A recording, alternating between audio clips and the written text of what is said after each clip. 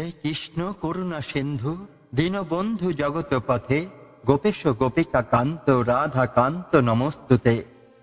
জীবনটা এক চিরন্তন যুদ্ধক্ষেত্র, বাহ্যিক নয়। এই যুদ্ধটা মনের ভিতরেই, চাহিদা আর ত্যাগের, রাগ আর ক্ষমার, মোহ আর আত্মজ্ঞান। এই দ্বন্দ্বে আমরা প্রতিদিন লড়ছি। এই লড়াইয়ে কেউ পাশে থাকে না যদি না থাকে ভগবানের বাণী। শ্রদ্ধেয় দর্শক বন্ধুগণ, আজ আমরা এক মহান গ্রন্থের, এক মহা জ্ঞান সাগরের এমন এক অধ্যায়ে পৌঁছেছি যেখানে শান্তির রহস্য, আত্মজয়ের পথ এবং মুক্তির কণ্ঠস্বর অতি স্পষ্টভাবে প্রতিধ্বনিত হচ্ছে। শ্রীমদ্ ভগবদ গীতার ৫ম অধ্যায় সন্ন্যাস যোগ এর ২১ থেকে ২৬ নম্বর শ্লোক হল সেই স্তম্ভ যেখানে শ্রীকৃষ্ণ আমাদের শিক্ষা দেন। প্রকৃত শান্তি বাইরের ভোগে নয়, অন্তরের মুক্তিতে। রাগ, কাম, ক্রোধ এই দানবদের জয় করাই হলো সত্যিকারের সফলতা। যে নিজের আত্মাকে চিনেছে সেই জানে মুক্তির স্বাদ। যে সকল প্রাণীর কল্যাণে নিবেদিত সেই আসলে ঈশ্বর স্বরূপ। এই শ্লোকগুলো শুধু তত্ত্বই নয়, এগুলো জীবনের ব্যাকরণ, অন্তরের আরাধনা। এই পর্বে আমরা বুঝে নিতে চলেছি কিভাবে এক ব্যক্তি বাহ্যিক সুখ থেকে সরে এসে আত্মিক সুখে আবিষ্ট হন, কেন একজন জ্ঞানী ব্যক্তি সিংহ, কুকুর আর ব্রাহ্মণের মাঝেও কোনো ভেদাভেদ দেখেন না, আর কিভাবে এই পৃথিবীতে ব্রহ্মলোকে শান্তি অর্জন করা যায়। এগুলো শুনে মনেই হতে পারে এ তো সাধু সন্ন্যাসীদের কথা। না প্রিয় দর্শক, এই জ্ঞান আমাদের সকলের জন্য, যারা প্রতিদিন রাগ করি, মোহে জড়াই, সুখের পেছনে ছুটে আবার দুঃখে ভেঙে পড়ে। এই জ্ঞান আমাদের মুক্তির দ্বার।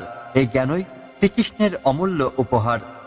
বন্ধুরা, যদি আপনি অন্তর থেকে বিশ্বাস করেন যে এই জ্ঞান এই যুগে প্রয়োজন, তবে আমাদের একটি ছোট অনুরোধ আছে। এই ভিডিওটি ভালো লাগলে একটি লাইক দিন।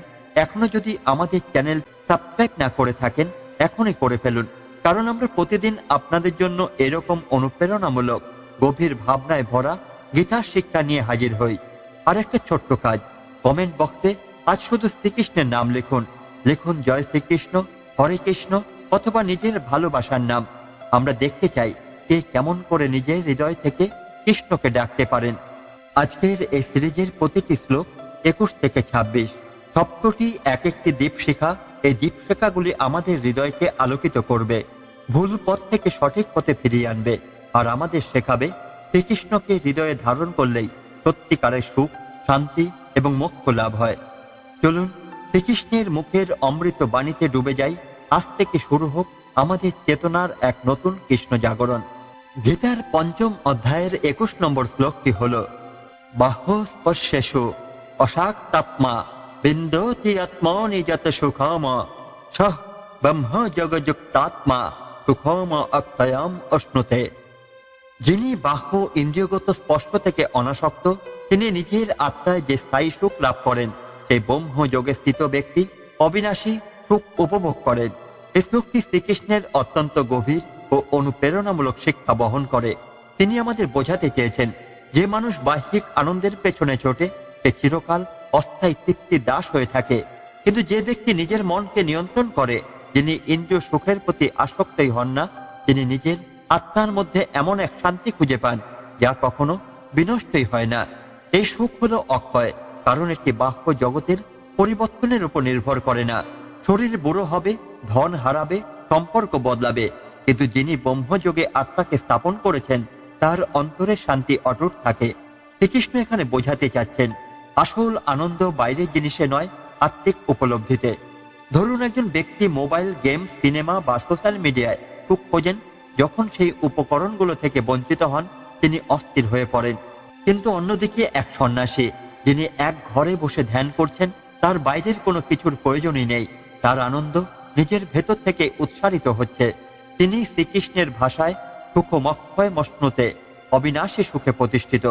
আবার ভাবুন, একজন ঘরে বসে রবীন্দ্রসঙ্গীত শুনে মনোযোগ দিয়ে কিছু লিখছেন, আত্মিক প্রশান্তি পাচ্ছেন। আরেকজন পার্টিতে গিয়ে জোরে গান, কৃত্রিম আলো আর দৃষ্টি নন্দন খাবারে ডুবে আছেন, কিন্তু ভিতরে ফাঁকা। প্রথমজন স্থায়ী সুখে আছে, দ্বিতীয়জন ক্ষণস্থায়ী উত্তেজনায়।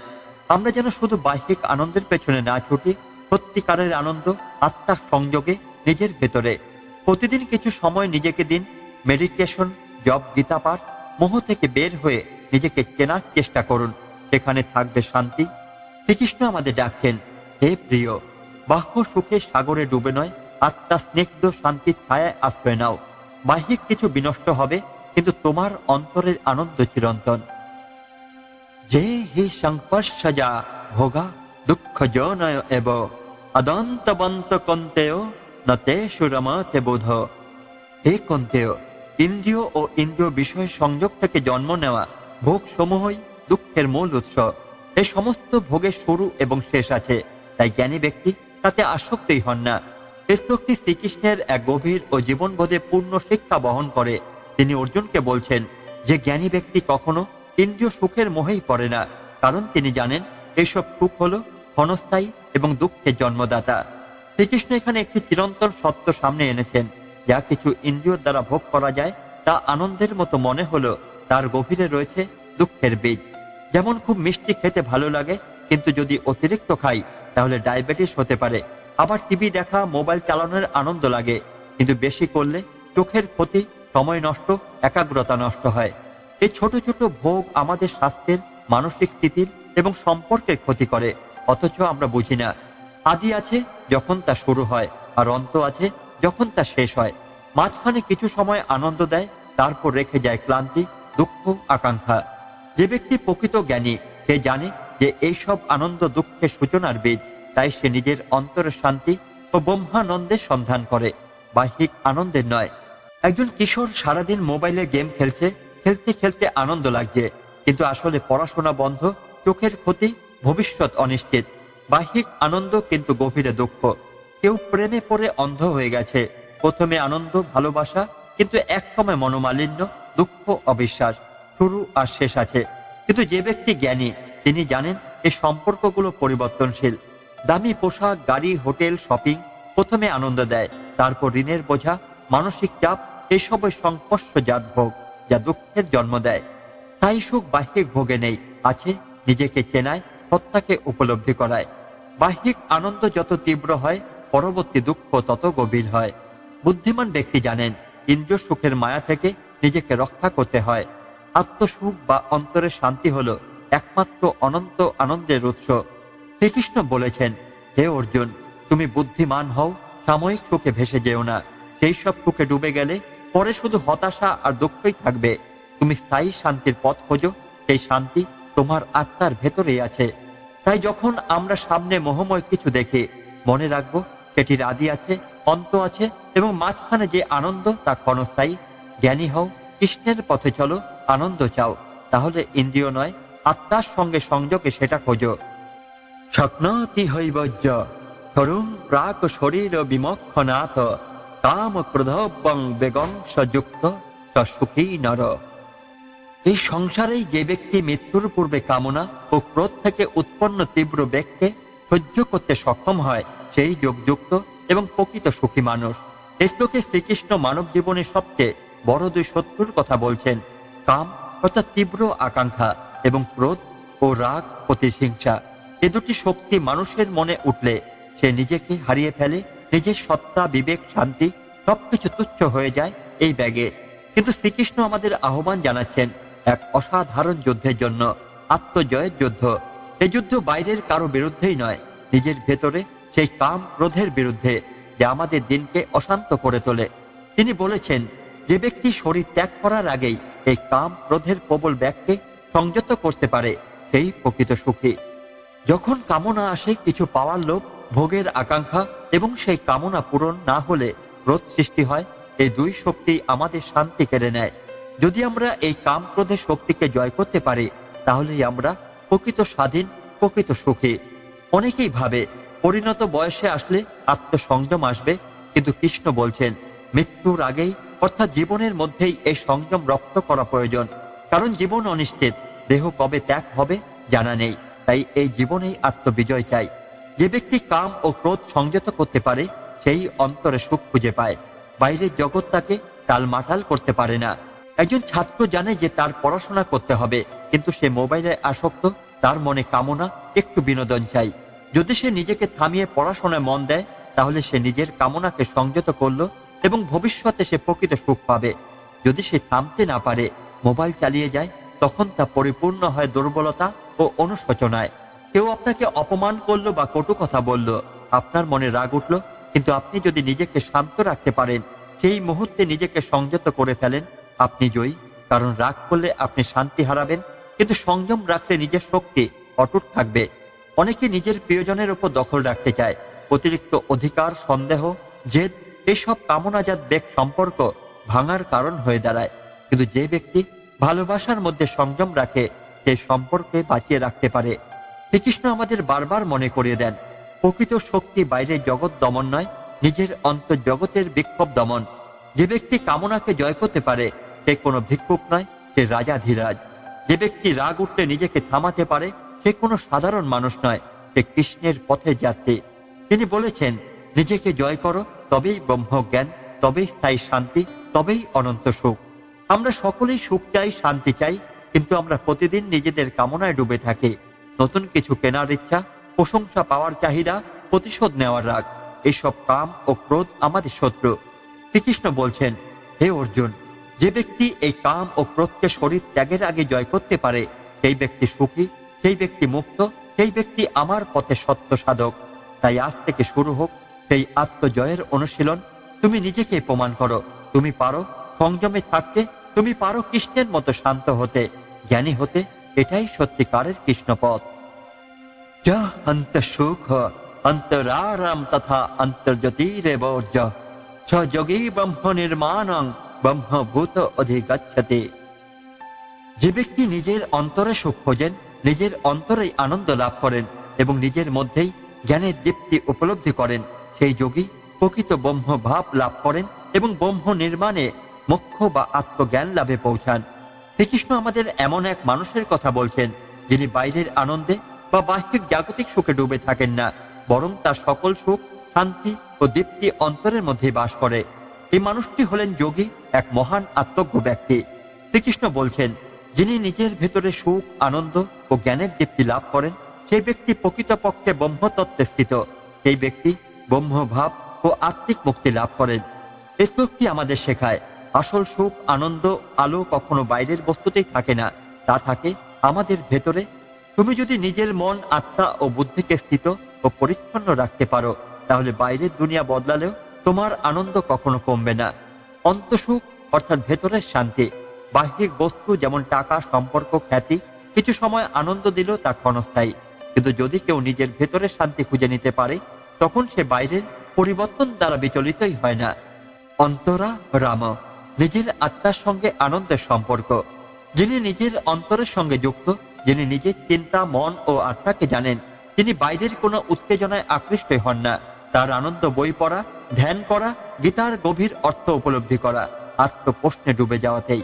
অন্তর্জ্যোতি নিজের ভেতরের জ্ঞানের আলো। অজ্ঞতা অন্ধকার আর জ্ঞান হলো আলো। যে ব্যক্তি নিজের অন্তরের অন্ধকার দূর করে, নিজের চেতনায় আলো জ্বালাতে পারে, সেই সত্যিকারের আলোয় বাস করে। কৃষ্ণ বলেন, এই আলোই তাকে ব্রহ্মের দিকে নিয়ে যায়। এক যোগী দিনরাত বাইরের জগৎ থেকে বিচ্ছিন্নভাবে ধ্যান করেন। তিনি ধন, সম্পত্তি, খ্যাতি বা আরামের প্রতি আগ্রহী নন। বাইরের চাহিদা ছেড়ে তিনি নিজের ভেতরেই আনন্দ লাভ করেন। সেই আনন্দ শান্ত, গভীর এবং চিরস্থায়ী। একজন চাকরিজীবী ব্যক্তি প্রতিদিন ব্যস্ত থাকেন, কিন্তু কিছু সময় ধরে তিনি গীতা পড়েন, ধ্যান করেন এবং নিজের জীবনকে গভীরভাবে পর্যবেক্ষণ করেন। বাইরের কষ্ট এলো, তিনি দ্রুত শান্ত থাকেন, কারণ তার আনন্দ ভেতরে, নিজের জ্ঞান ও উপলব্ধিতে। তিনিও কৃষ্ণের পথের একজন সৎ যাত্রী। এক শিশু নতুন খেলনা পেলে কিছু সময় খুশি থাকে, এই খেলনা নষ্ট হলে কাঁদে। কিন্তু এক আত্মজ্ঞানী ব্যক্তির আনন্দ সেই শিশুর হাসির মতো খেলনার উপর নির্ভর করে না, বরং নিজের ভেতরের অনুভব থেকে আসে। হে অর্জুন, জগতে সুখে নয়, নিজের হৃদয়ে সুখ খুঁজে নাও। তোমার আত্মার সঙ্গে মেলনেই সত্য, আনন্দ, শান্তি ও মুক্তি পাওয়া সম্ভব। যে ব্যক্তি নিজের ভেতরে আনন্দ খুঁজে পায়, সে জীবনের সব ভরের মধ্যে স্থির থাকেন। যে ব্যর্থতা পেল কাঁদে না, সফলতা পেল অহংকারী হয় না, কারণ তার আনন্দ কোনো বাহ্যিক বস্তুতেই নয়, নিজের আত্মায়। আমরা সবাই দিনের পর দিন বাইরের আনন্দের পেছনে ছুটি, নতুন মোবাইল, উন্নত পোশাক, আরো ভালো স্ট্যাটাস, কিন্তু এগুলো একদিন পুরনো হয়ে যায়। কিন্তু শ্রীকৃষ্ণ বলছেন, যার সুখ নিজের মধ্যে, যিনি নিজের মধ্যে ঈশ্বরের আলো দেখেন, তিনি কখনো ক্লান্তই হন না, দুঃখ পান না। এই শ্লোক আমাদের মনে করিয়ে দেয়, আত্মজ্ঞানই প্রকৃত জ্ঞান, আত্মার আনন্দই প্রকৃত সুখ, আর সেই সুখে রয়েছে চির শান্তি, ব্রহ্ম নির্মাণ। তাই প্রতিদিন কিছুটা সময় নিজেকে চেনার জন্য দাও, নিজের অন্তরের সঙ্গে বন্ধুত্ব করো, তবেই কৃষ্ণ তোমার ভেতরেও হাসবেন। লভন্তে ব্রহ্ম নির্বাণং ঋষয় ক্ষীণ কলমষা ছিন্ন দ্বৈধাজতাত্মান সর্বভূত হিতে রতা। যারা নিজেদের অন্তর থেকে পাপ দূর করেছেন, দ্বন্দ্ব কাটিয়ে উঠেছেন, আত্মসংযমী হয়েছেন এবং সর্বভূতের কল্যাণে নিয়ে যেত, সেই ঋষিগণ ব্রহ্মানন্দ বা চরম মুক্তি লাভ করেন। শ্লোকে শ্রীকৃষ্ণ পরম সত্যের কথা বলছেন। পরম শান্তি বা ব্রহ্ম নির্মাণ শুধু জ্ঞান অর্জন করেই হয় না, তার জন্য প্রয়োজন পবিত্র জীবন, সংযমিত মন এবং সার্বজনীন প্রেম। তিনি বলেছেন, শুধু নিজের জন্য বাঁচলে মুক্তি সম্ভবই নয়। যে ব্যক্তি তার কলুষ দূর করেছে, যার অন্তরে দ্বন্দ্ব নেই, যিনি নিজের মনকে সংযত করেছেন এবং যিনি সব জীবন মঙ্গলে কাজ করেন, সেই ব্যক্তি প্রকৃত জ্ঞানী, প্রকৃত মুক্ত। যে ব্যক্তি নিজের অহং, লোভ, রাগ, হিংসা এসবকে কাটিয়ে উঠেছে, তার মন পবিত্র হয়ে যায়।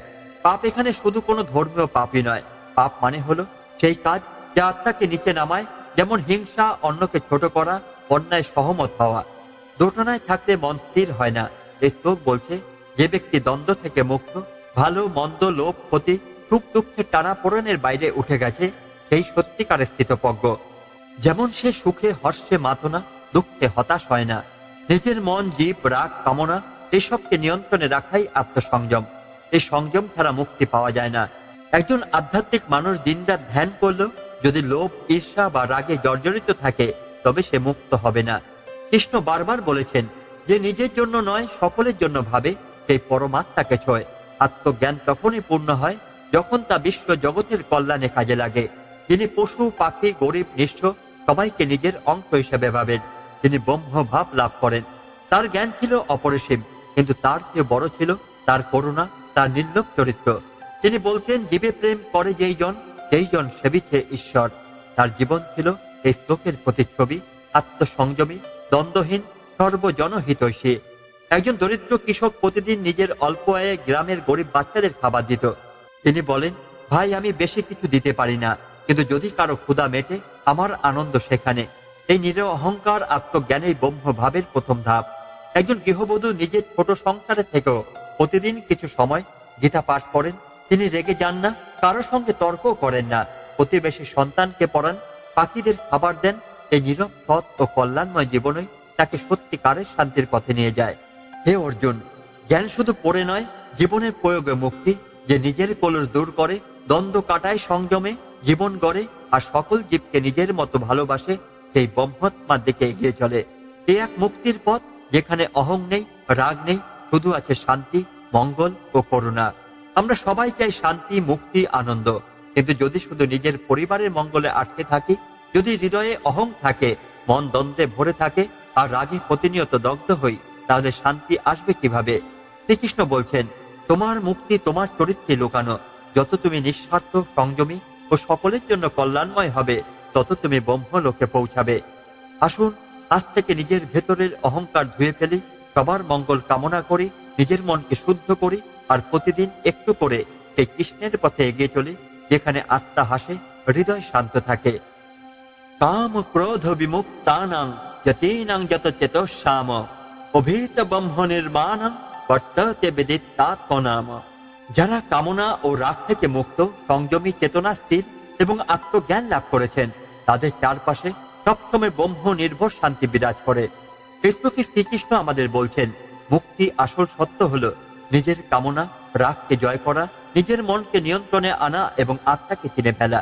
তখনই সত্যিকারের শান্তি আসে এবং সেটাই ব্রহ্ম নির্মাণ। এই শান্তি কোনো বহির্জগতের কিছু নয়, এটা এক গভীর অভ্যন্তরীণ তৃপ্তি। এমন এক অবস্থা যেখানে লোভ নেই, ক্ষোভ নেই, নেই কোনো বিচলন। শান্তি তখন শুধু ধ্যানের মুহূর্তে নয়, প্রতিটি নিঃশ্বাসে অনুভূত হয়। শ্রীকৃষ্ণের বাণী শুধু তত্ত্বই নয়, চরম প্রেরণা। তিনি আমাদের বলেন, হে অর্জুন, তোমার যুদ্ধের ঠিক আগে যদি তুমি রাগে উন্মত্ত হও কিংবা ভয়, লোভ বা কামনায় বিভ্রান্ত হও, তবে তুমি ব্রহ্ম জ্ঞান লাভ করতে পারবে না। তুমি যদি মুক্তি চাও, তবে প্রথমে নিজের কামনা ও রাগের দাসত্ব থেকে মুক্ত হও। এই মুক্তি হচ্ছে এক অভ্যন্তরীণ বিজয়। কেউ হয়তো বাইরের দিক দিয়ে সন্ন্যাসী নন, কিন্তু যদি তার মন সংযত, চেতনা স্থির আর হৃদয়ে রাগ ও কামনা থেকে মুক্ত, তবে তিনিও এই ব্রহ্ম নির্বাণ লাভ করবেন। একজন মধ্যবয়স্ক মানুষ প্রতিদিন সকালে ঘুম থেকে উঠে ভোরবেলা গঙ্গা জল দিয়ে ঠাকুর ঘরে পূজা করেন।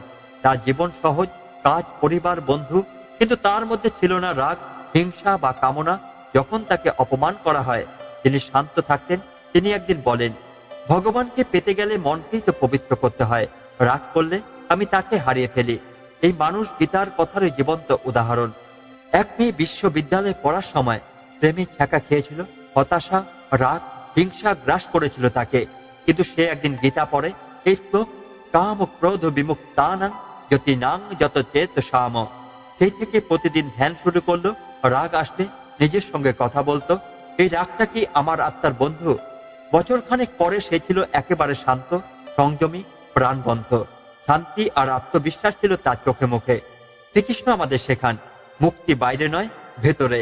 প্রতিদিন তোমার মনে যদি রাগ, কামনা, ক্রোধ কাজ করে, তবে তুমি শৃঙ্খলিত। আর যদি তুমি অন্তরে নিয়ন্ত্রণে পারদর্শী হও, তবে তুমি সত্যিকারের মুক্ত মানুষ। এই যুগে যেখানে লোভ, রাগ, কামনা প্রতিদিন আমাদের ঘিরে ধরছে, যেখানে সোশ্যাল মিডিয়া, পুঁজি, প্রতিযোগিতা আমাদের চেতনাকে অস্থির করে তুলছে, এই শ্লোক যেন এক চরম আশ্বাস। তুমি যদি নিজের রাগ ও ইচ্ছাকে জয় করো, নিজের চেতনাকে স্থির করো আর নিজের আত্মাকে চিনে ফেলো, তবে শান্তি তোমার চারপাশে জাগ্রত হবে। এই শ্লোক যেন শ্রীকৃষ্ণের মুখ থেকে বেরোনো এক নীরব বার্তা। তুমি জয় করো নিজেকে, নিজের অন্তরের শত্রুকে জয় করো, তাহলেই তুমি এই জীবদেহেই ব্রহ্মলোকের সন্ধান পাবে।